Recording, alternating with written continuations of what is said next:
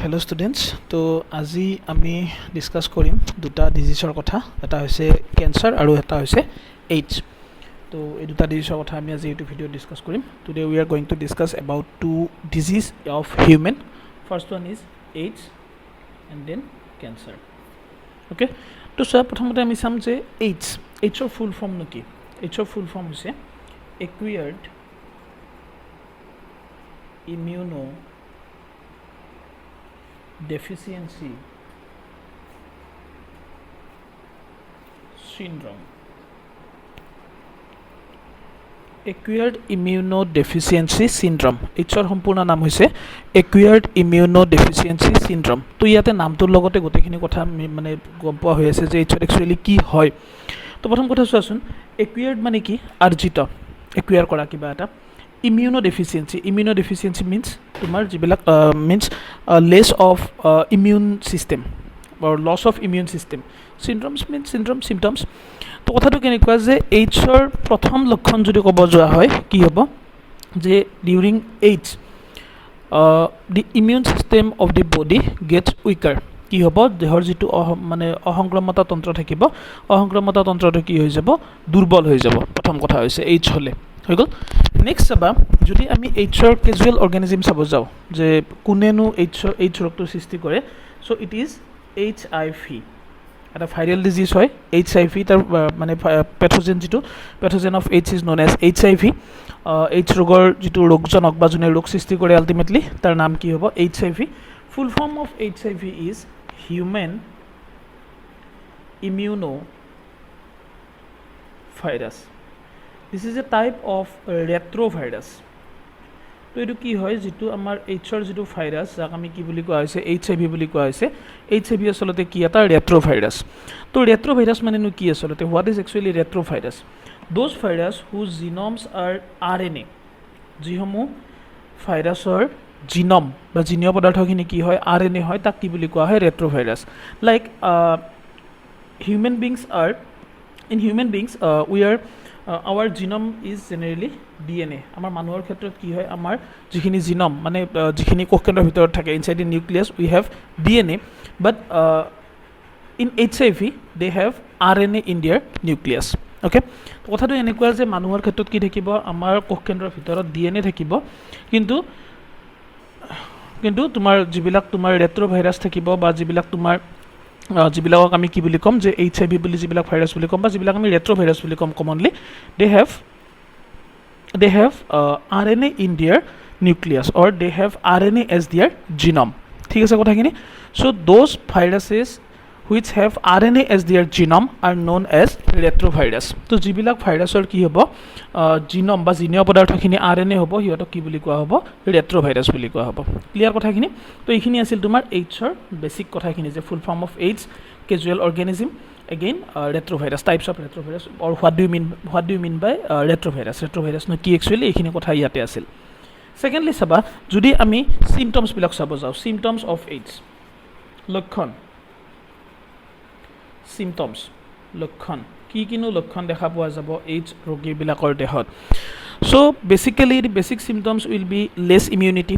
আগতে কৈছো নামটোতে কৈছো যে তাৰ প্ৰধান লক্ষণটো কি হ'ব যে মানুহজনৰ যেটো দেহৰ যেটো সুৰক্ষা ব্যৱস্থা যেটো তোমাৰ অহংক্ৰমতা তন্ত্ৰটো কি হৈ যাব দুৰ্বল হৈ যাব হৈ গল তো definitely with weaker immune system the man frequently produces fever weakness তো যেহেতু মানুহজনৰ কি হ'ব যে তোমাৰ অহংক্ৰমতা তন্ত্ৰটো দুৰ্বল হৈ যাব গতিকে মানুহজনৰ সাধাৰণ লক্ষণ হিচাপে কি দেখা দিব যে তোমাৰ মানুহজনৰ জ্বৰ হ'ব পাৰে সৰ্দি হ'ব পাৰে বা উইকনেছ আহিব পাৰে হেতু হৈ যাব তোমাৰ সিম্পটমস হৈ গল নেক্সট আহা যে how AIDS transform from one generation to another one affected person to the non-affected person how AIDS transfers from affected person to non-affected person যে কেনেকুৱা কেনো AIDS কি হ'ব পাৰে যে আক্ৰান্ত মানুহজনৰ দেহৰ পৰা সুস্থ মানুহজনৰ দেহলৈকে কেনেকুৱা কেনো AIDS বিয়পি যাব পাৰে আমি সেইখিনি কথা চাও তো চাবা বেসিক্যালি কি হয় যে AIDS ট্ৰান্সমিশনৰ কাৰণে কিছুমান ফ্যাক্টৰ থাকে যেনেকুৱা ফাৰ্স্ট ফ্যাক্টৰটো হৈছে যে সেক্সুৱেল ৰিলেশনশিপ উইথ এফেক্টেড পাৰসন আক্ৰান্ত মানুহৰ সৈতে যৌন সম্পৰ্ক হেতু ফাৰ্স্ট কন্ডিশন হ'ব পাৰে সেকেন্ড হ'ব পাৰে transfer of blood or blood component from the affected person যদি আক্ৰান্ত মানুহজনৰ পৰা তেজ নাইবা তেজৰ কোনো উপাদান যদি সুস্থ মানুহ এজনৰ দেহলৈ মানে ট্ৰেন্সফাৰ কৰা হয় তেতিয়াও কি হ'ব পাৰে তোমাৰ এইডছ ৰোগ বিয়পি যাব পাৰে Number 3, uses of same syringe with affected person. যদি বেজিৰ যেটো ইনজেকশনৰ যেটো syringe থাকে যেটো নিডল থাকে একচুয়ালি যদি সেম ইনজেকশন টু বা সেম নিডলটো যদি কি কৰা হয় এফেক্টেড মানুহজনৰ লগত যদি শেয়াৰ কৰা হয় যদি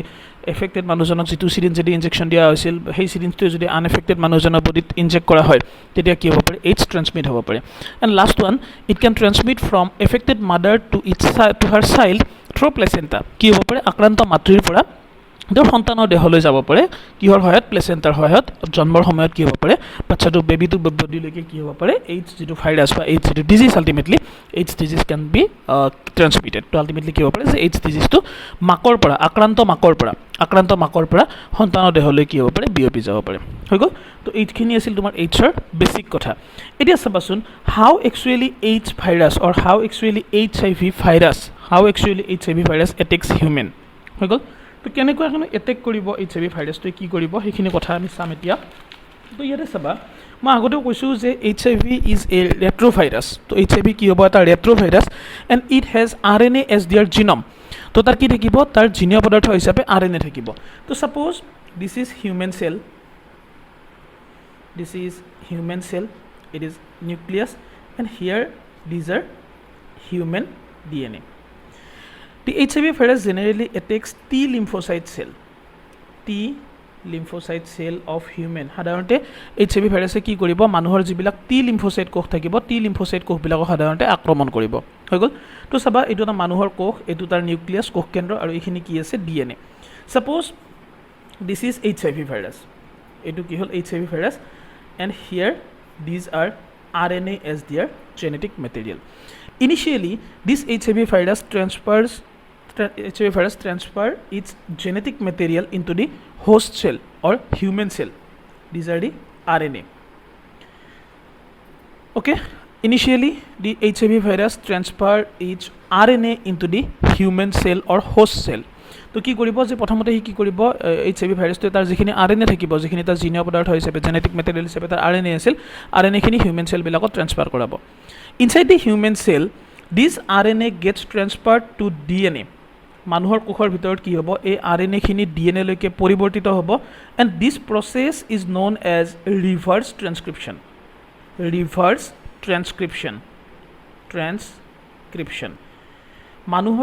মানুহৰ কোষৰ ভিতৰত সোমাই কি কৰিব ভাইৰাছটোৱে তাৰ আৰএনএখিনি ডিএনএ লৈকে পৰিৱৰ্তিত কৰিব বা আমি কি ক'ব পাৰোঁ সিম্পলি যে আৰএনএখিনি ডিএনএ লৈকে ৰূপান্তৰিত কৰিব আৰু সেই প্ৰচেছটো কি বুলি কোৱা হ'ব বিপৰীত লিপ্পন্তৰ আমি একচুয়ালি যেটো ট্ৰান্সক্ৰিপশ্যন বুলি কৈছোঁ বা যেটো আমি লিপ্পন্তৰ বুলি কথা কৈ আছোঁ এই লিপ্পন্তৰ কথাটো আমি ক'ত পাম চেপ্টাৰ 6ত আমি ডিটেইলছ পাম লিপ্পন্তৰ মানে কি actually transcription means formation of RNA from DNA. This process is known as transcription. Formation of RNA or transfer of genetic data from DNA to RNA is known as transcription. DNA পৰা যদি RNA লৈকে জিনীয় তথ্যবিলাক পৰিবাহিত হয় বা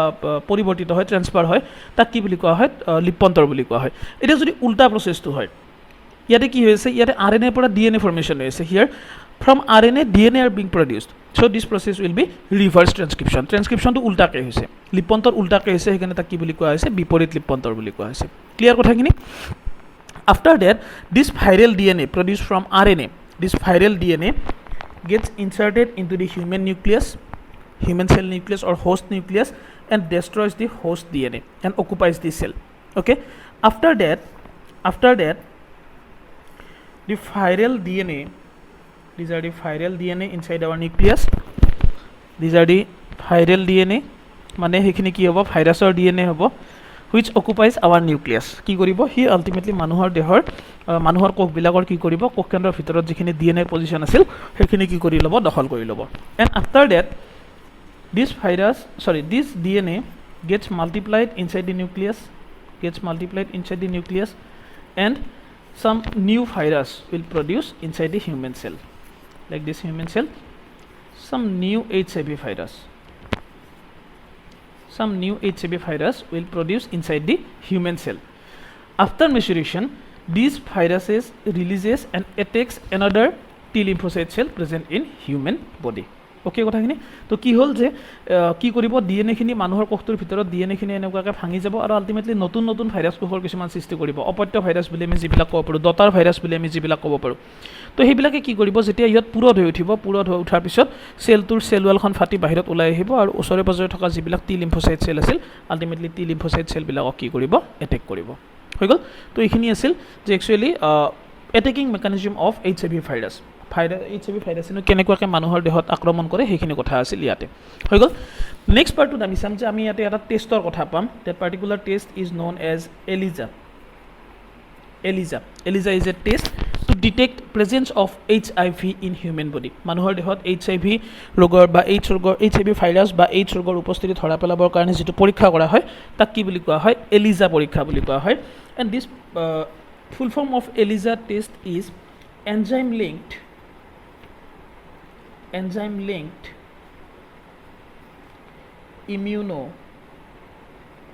linked immunosorbent assay. Enzyme-linked immunosorbent assay. The full form of ELISA is enzyme-linked immunosorbent assay. The ELISA test is performed to detect presence of HIV virus. কি কৰা হয় ELISAৰ full form হৈছে enzyme-linked immunosorbent assay আৰু এইটো কিহৰ কাৰণে কৰা হয় যে মানুহৰ দেহত HIV ভাইৰাছৰ উপস্থিতি পৰীক্ষা কৰাৰ কাৰণে HIV ভাইৰাছ আছে নে নাই চাবৰ কাৰণে যেটো টেষ্ট কৰা হয় তাক কি বুলি কোৱা হয় ELISA বুলি কোৱা হয় This particular test is depend on the principle of antigen and antibody interaction. Antigen-antibody interaction principle. The ELISA test is depend on antigen-antibody interaction principle. তো কি হ'ব যে ELISA test তো কিহৰ ওপৰত নিৰ্ভৰশীল হ'ব কিহৰ ওপৰত কি মূলনীতিৰ ওপৰত নিৰ্ভৰ কৰিব যে ই antigen-antibody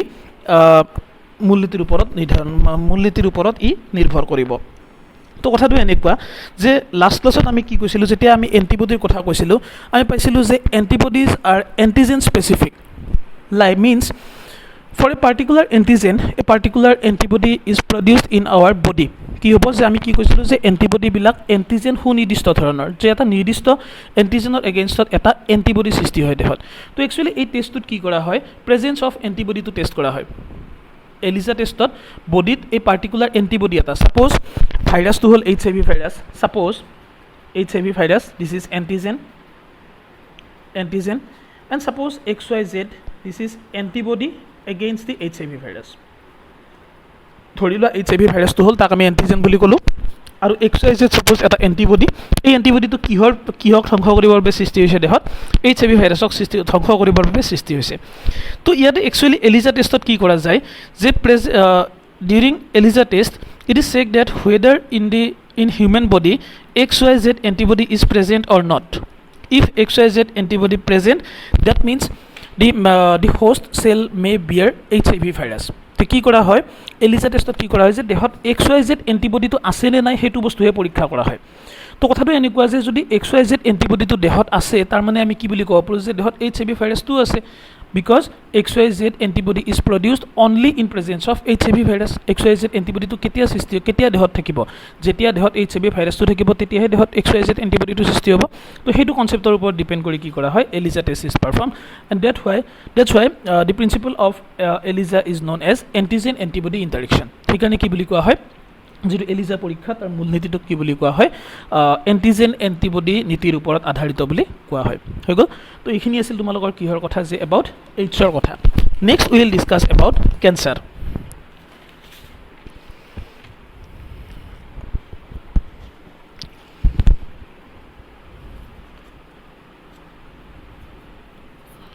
ক্যান্সাৰ হৈ গ'ল তো অসমীয়াত কি বুলি কোৱা হয় ইয়াক কৰ্কট ৰোগ ক্যান্সাৰ কৰ্কট ৰোগ বুলি কোৱা হয় তো কথাটো কেনেকুৱা চাবা যে almost 80% human carries a particular type of gene which is responsible for cancer কি হয় 80% মানুহৰ দেহত এটা নিৰ্দিষ্ট জিন থাকে যেটো জিনে কি কৰে মানুহৰ দেহত কৰ্কট ৰোগৰ সৃষ্টি কৰে that particular gene is known as pre-oncogene pre oncogene 80% মানুহৰ দেহত কি থাকে এটা নিৰ্দিষ্ট জিন থাকে যিটো জিনে কি কৰে মানুহৰ দেহত কেঞ্চাৰ ৰোগ সৃষ্টি কৰে আৰু সেই জিনটোৰ নাম হৈছে pre oncogene generally this pre oncogene remains in inactive condition due to presence of any mutagenic or carcinogenic substance this pre-oncogene gets converted to oncogene which is active in form তো কি কৈছে যে সাধাৰণতে কি হয় প্ৰত্যেকজন অলমোস্ট 80% মানুহৰ বডিতে কি থাকিব প্ৰি-অংকজিন নামৰ এটা নিষ্ক্ৰিয় জিন থাকিব আৰু বিভিন্ন ধৰণৰ মিউটাজেনিক বা কাৰ্চিনোজেনিক সাবষ্টেন্সৰ পদাৰ্থৰ উপস্থিতিত এইটো কি হৈ যাব প্ৰি-অংকজিন জিনবিলাক অংকজিন জিনলৈকে পৰিৱৰ্তিত হৈ যাব আৰু যিটো কি হ'ব আল্টিমেটলি এক্টিভ ষ্টেজত আহিব এইটো আছিল নিষ্ক্ৰিয় অৱস্থাত এইটো সক্ৰিয় অৱস্থাত এটা মিউটাজেনিক বা কাৰ্চিনোজেনিক সাবষ্টেন্সটো কি what are the mutagenic or carcinogenic substance so any substance which can cause cancer in our body are known as mutagenic or carcinogenic substance যিসমূহ কাৰকে আমাৰ দেহত কি কৰিব পাৰে কৰ্কট ৰোগৰ সৃষ্টি কৰিব পাৰে তাকে কি বুলি কোৱা হয় মিউটাজেনিক বা কাৰ্চিনোজেনিক পদাৰ্থ বুলি কোৱা হয় for example it may be nicotine it may be x-ray beta ray gamma ray or different type of chemicals like ethidium bromide বিভিন্ন ধৰণৰ বস্তু হ'ব পাৰে যে নিকোটিন হ'ব পাৰে ethidium bromide নামৰ এবিধ ৰাসায়নিক পদাৰ্থ হ'ব পাৰে বা কিছুমান মেটেল সাবষ্টেন্স হ'ব পাৰে which can cause cancer in our body are known as mutagenic substance or carcinogenic substance যে আমাৰ দেহত যোনে কেঞ্চাৰ ৰোগ সৃষ্টি কৰিব পাৰে তাকে কি বুলি কোৱা হয় মিউটাজেনিক বা কাৰ্চিনোজেনিক পদাৰ্থ বুলি কোৱা হয় হৈ গ'ল এতিয়া চাবা কিনো হয় একচুৱেলি কেঞ্চাৰ হ'লে cancer means uncontrolled cell growth তো যেতিয়া দেহত কৰ্কট ৰোগ দেখা দিব কৰ্কট ৰোগ মানে কি হ'ব uncontrolled cell growth or cell division অনিয়ন্ত্ৰিত কোষৰ বৃদ্ধি তো চাবা যেতিয়া অনিয়ন্ত্ৰিত কোষৰ বৃদ্ধি হ'ব দেহত কি সৃষ্টি হ'ব tumour due to uncontrolled cell growth body produces some tumor অসমীয়াত কি বুলি ক'ব পাৰো আমি টেমুনা বুলি ক'ব পাৰো and from this tumor cancer produces এই টিউমাৰ বিলাকৰ পৰা কি হয় দেহত কেঞ্চাৰ ৰোগ দেখা দিয়ে হৈ গ'ল tumors are of two types number 1 is benign tumor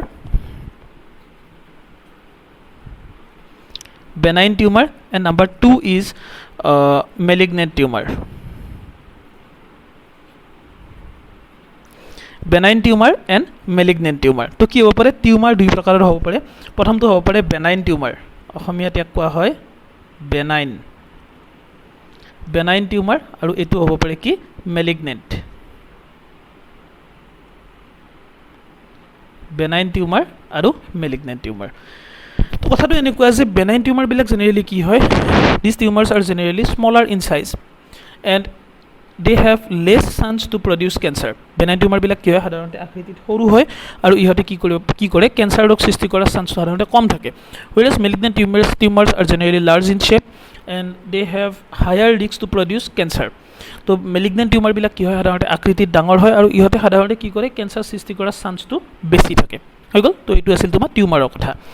next যদি আমি সিম্পটমছ অফ কেঞ্চাৰ ক'ব যাওঁ সিম্পটমছ অফ কেঞ্চাৰ বুলি ক'লে আমি কিহৰ কথা ক'ব পাৰোঁ যে কেঞ্চাৰৰ লক্ষণনো কি তো সিম্পটমছ ক'ব গ'লে কি হ'ব পাৰে যে আনকণ্ট্ৰল ব্লিডিং হ'ব পাৰে ইণ্টাৰনেল ব্লিডিং হ'ব পাৰে আভ্যন্তৰীণভাৱে ৰক্তক্ষৰণ হ'ব বা তোমাৰ উইকনেছ আহিব পাৰে ওয়েট লছ হ'ব পাৰে এনেকুৱা টাইপৰ সিম্পটমছবিলাক দেখা পোৱা যায় নেক্সট আহা যদি আমি কেঞ্চাৰৰ কিহৰ কথা ক'ব যাওঁ যে types of cancer there are different types of cancer like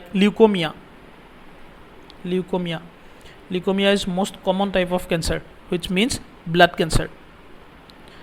cancer যে এটা টাইপ কিহৰ কথা ক'ব পাৰোঁ আমি লিউকেমিয়াৰ কথা ক'ব পাৰোঁ যিটো সাধাৰণতে কি হয় তোমাৰ আমাৰ যিটো মানে কি বুলি কওঁ আমি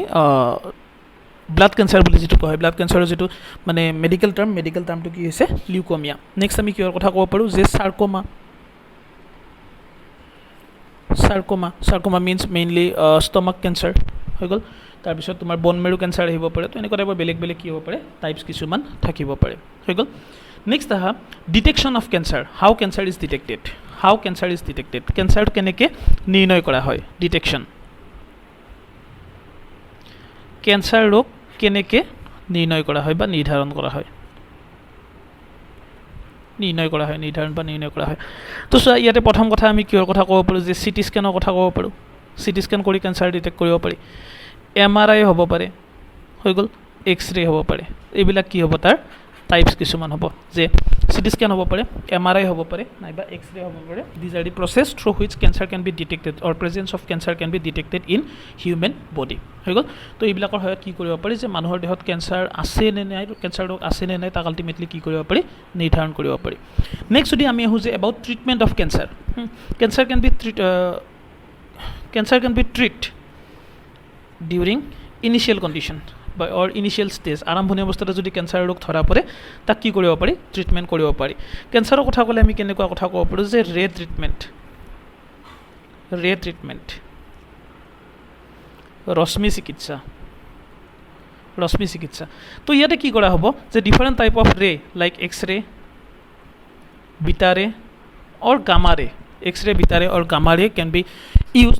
two destroy the cancer cell in our body. তো ইয়াতে কি কৰা হ'ব, যিটো ৰশ্মি চিকিৎসা বুলি কোৱা হ'ব, তাত সাধাৰণতে কি কৰা হয় যে বিভিন্ন ধৰণৰ ৰশ্মি, যিবিলাক ধৰা মানে পোহৰৰ যিবিলাক ৰশ্মি, যেনেকৈ আলফা ৰশ্মিৰ কথা ক'ব পাৰা, বিটা ৰশ্মিৰ কথা ক'ব পাৰা বা গামা ৰশ্মিৰ কথা ক'ব পাৰা, এনেকুৱা টাইপৰ ৰশ্মিবিলাক ব্যৱহাৰ কৰি কি কৰা হয়, কেঞ্চাৰ কোষবিলাকক ধ্বংস কৰা হয়। Number 2 may be surgery,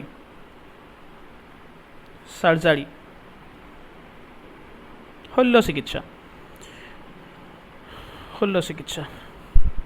with the help of surgery the affected organ can be remove from human body. কি কৰিব পাৰি যে যিটো অংগত তোমাৰ কেঞ্চাৰ ৰোগ হ'ব সেই অংগটো কি কৰিব পাৰি, চাৰ্জাৰী কৰি, অপাৰেশ্যন কৰি আল্টিমেটলি বডিৰ পৰা ৰিমুভ কৰি দিব পাৰি। সেইটো এটা ট্ৰিটমেণ্ট হ'ব পাৰে, হৈ গ'ল।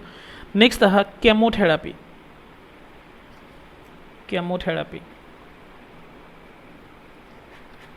Chemotherapy means uses of some strong chemicals to destroy cancer cell in our body. তো কেমোথেৰাপিত কি কৰা হয়, বহুত বেছি শক্তিশালী কিছুমান ৰাসায়নিক পদাৰ্থ দেহত ব্যৱহাৰ কৰা হয়, যিসমূহে কি কৰে দেহত থকা বিভিন্ন ধৰণৰ কেঞ্চাৰ কোষক ধ্বংস কৰি পেলাব পাৰে, হৈ গ'ল। তো এইবিলাক কি থাকিব যে কেঞ্চাৰৰ ট্ৰিটমেণ্টৰ টাইপ। তো এইখিনি আছিল আজিৰ ক্লাছটোত আমি এইডছ আৰু কেঞ্চাৰৰ কথাখিনি চালোঁ। নেক্সট ভিডিঅ'ত আমি নেক্সট টপিকখিনি আমি ডিছকাছ কৰিম। Thank U.